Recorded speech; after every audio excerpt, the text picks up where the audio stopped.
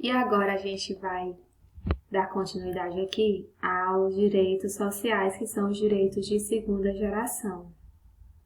E aí vamos falar sobre os direitos econômicos que estão dispostos, no artigo 170 da Constituição Federal, que diz: a ordem econômica fundada na valorização do trabalho humano e na livre iniciativa tem por fim assegurar a todos existência digna, conforme os ditames da justiça social.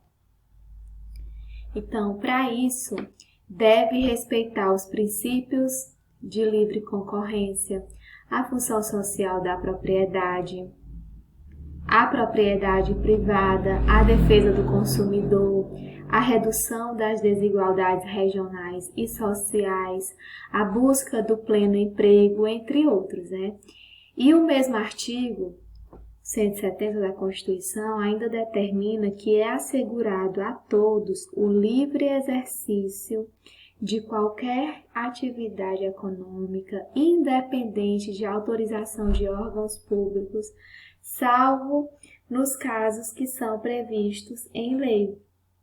Então, esses direitos econômicos, eles se referem basicamente à produção e também ao consumo justo da riqueza produzida pela sociedade. E esses direitos econômicos, a gente pode listar, dentro dessa categoria, a valorização do trabalho e a justa remuneração, como falei para vocês, e que seja uma remuneração que atenda às necessidades básicas do trabalhador e também da sua família, Também, dentro desses direitos econômicos, a gente pode citar a questão do direito de associação em órgãos corporativos, associação também a sindicatos. A gente pode também citar a questão do direito de greve, por melhorias de trabalho, nas condições de trabalho. Então, tudo isso aí está dentro dos direitos econômicos, que são também direitos sociais, E aí, a gente pode também falar sobre o direito de educação, o direito de moradia, de alimentação, tá bom? E tudo isso aí que envolve as questões econômicas realmente, tá bom? E aí nós temos também a questão dos direitos culturais, que estão elencados nos artigos 215 e 216 da Constituição Federal. Consistem no acesso às fontes da cultura nacional e valorização e difusão das manifestações culturais, proteção às culturas populares, indígenas e afro-brasileiras e proteção ao patrimônio cultural brasileiro, que são os bens de natureza material e imaterial, portadores de referência à identidade, que tem a identidade, que representa a identidade de um povo, que representam a ação, a memória dos diferentes grupos formadores da sociedade brasileira. E tudo isso está aí no artigo 215 e 216 da Constituição Federal. Vamos ver aqui no próximo slide esses dois artigos. Artigo 215. O Estado garantirá a todos o pleno exercício dos direitos culturais e acesso às fontes da cultura nacional e apoiará e incentivará a valorização e a difusão das manifestações culturais.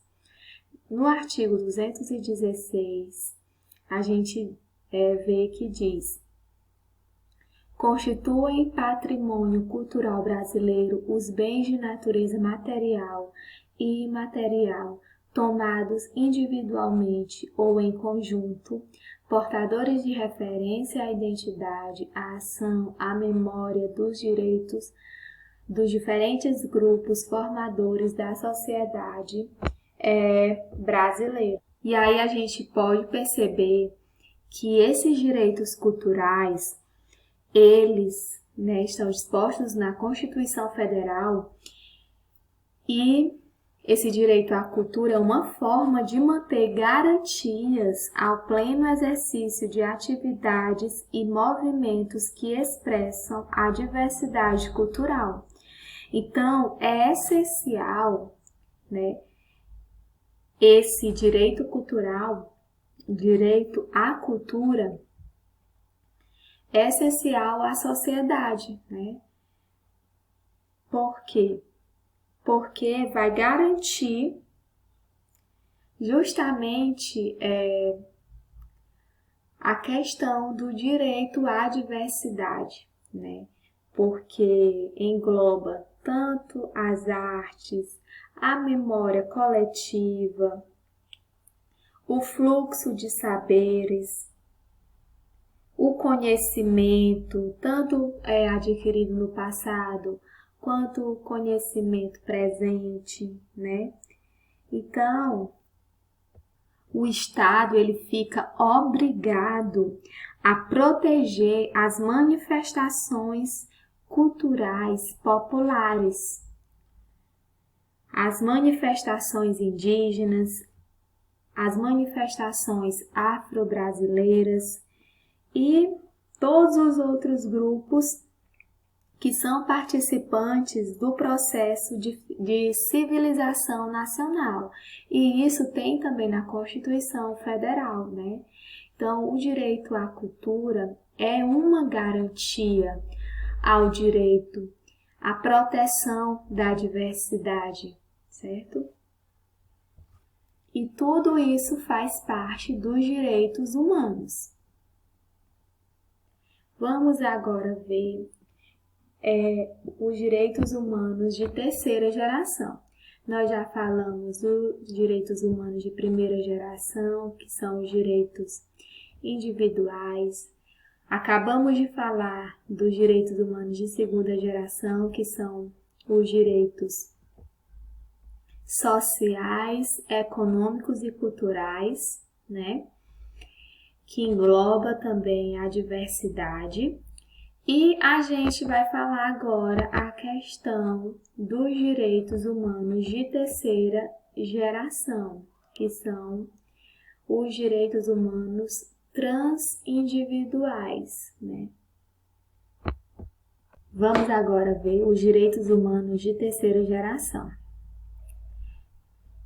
A partir dos anos 1960, aparece uma terceira geração de direitos humanos, norteada pelo ideal de fraternidade ou solidariedade. A principal preocupação passa a ser com os direitos difusos, ou seja, direitos cujos titulares não se pode determinar, nem mensurar o número exato de beneficiários, e com os números coletivos que possuem um número determinável de titulares, que por sua vez compartilham determinada condição. São exemplos a proteção de grupos sociais vulneráveis e a preservação do meio ambiente. Então, para a gente explicar melhor os direitos transindividuais, que são um pouco diferentes dos direitos coletivos, a gente pode utilizar aqui dentro da nossa pedagogia um exemplo de educação para né, falar sobre a diferença entre os direitos coletivos e os direitos transindividuais, né? Nos direitos coletivos, por exemplo, a gente pode citar os alunos de uma rede estadual de ensino, que eles estão interligados entre si, eles têm uma coisa em comum, que eles estão interligados entre si através da matrícula escolar. Então, eles fazem parte de um grupo, né? Quando a gente fala desses alunos que estão interligados por a matrícula escolar, a gente consegue determinar o grupo que eles estão inseridos, né? Você vai agir em defesa desses direitos coletivos desses alunos, você sabe quem são eles, você consegue determinar a quantidade, você sabe até o nome, né? Então, você consegue determinar quem são esses sujeitos, né? Já essa questão dos direitos difusos, né, que são os transindividuais, você não consegue determinar quem são as pessoas. É um coletivo, mas você não consegue saber quem faz parte daquele grupo. Então, por isso que são direitos difusos, são pessoas, né? Você vai agir em prol do direito de pessoas que você não sabe quem são, porque você não consegue dimensionar, entendeu? Então, essa terceira geração são os direitos humanos difusos, você não consegue mensurar nem dimensionar quem são. Como, por exemplo, a veiculação de uma propaganda enganosa na televisão. Diante disso, não é possível calcular quantas pessoas foram atingidas ou foram lesionadas, né, por causa dessa propaganda enganosa que passou na televisão. Então, você não sabe quem são todas as pessoas que estão assistindo, né, que receberam essa informação e que possivelmente foram prejudicadas por essa propaganda enganosa, mas você sabe que é um grupo de pessoas, né, um coletivo de pessoas muito grande, mas você não sabe dimensionar. Então, a defesa de direitos na terceira geração não é responsabilidade só do Estado, mas uma tutela compartilhada com representantes da sociedade civil, sobretudo das organizações não governamentais ou ações populares. Os direitos dessa nova geração são considerados transindividuais porque eles só podem ser exigidos em ações coletivas, já que seu exercício está condicionado à existência de um grupo ou não de pessoas, né? E aí, alcançar esses interesses vai beneficiar a todos. E quando viola o interesse de um, também vai afetar a todos. Vamos aqui para o nosso slide. No plano internacional,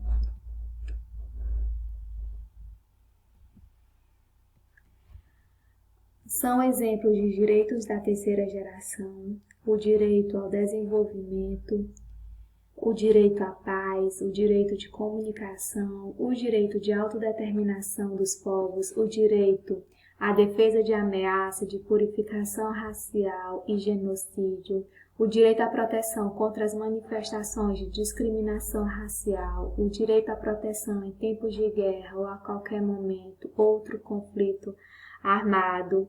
Então, o direito de paz, né? E no Brasil, a terceira geração de direitos configura-se pelo direito ambiental, direito do consumidor, direito da criança e do adolescente, os idosos, aqueles que possuem deficiência, e também a proteção dos bens que integram o patrimônio artístico, cultural, paisagístico, estético e turístico.